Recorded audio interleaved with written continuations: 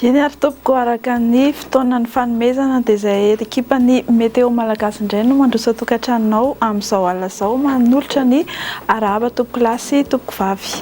Ahitana zone de convergence intertropicale na ZCIT ato amin'ny faritra avaratra atsinanan'ny Madagasikara ato amin'izao fotoana izao, ary misy front ray ihany koa izay mandalo ato amin'ny faritra Masina atsimon'ny Nositsika ato ary analefaka ny Alzay mandritra ny fetin'ny Paska. Arak'izay ary dia toy izao manaraka izao ny toetr'andro no vinavinaina ao amin'ny Rapitso Sabotsy fa 5 ny volana Aprily 2024.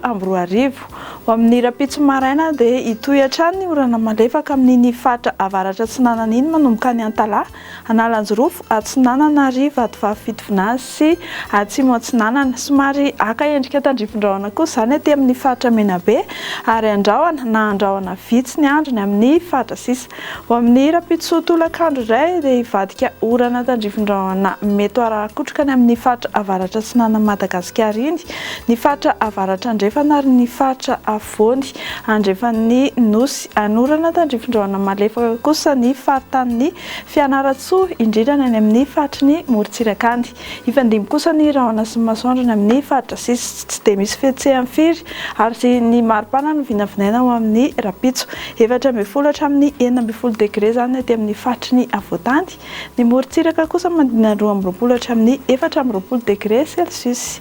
Ao amin'ny Rapitso tolakandro iray dia 5 degré Celsius ny maripana ambony indrindra hitantsika amin'ny faritra andrefan'ny Madagasikara ray manontolo iny.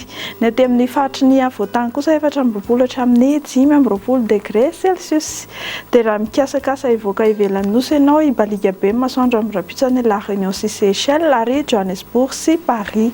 Ny faritry Milan sy Nairobi ary Bangkok sy Maurice kosa dia ahitana orana tandrifin-drahona ary olalovan-drahona ny faritry Comores. Dia izay tompoko no azonao rosotsika eo amin'ity ality mirary ianao hanao ny fetin'ny Paska mahafinaritra izay eto amin'ny fandarana météo ary mamay fotoananao amin'ny manaraka indray. Veloma tompoko.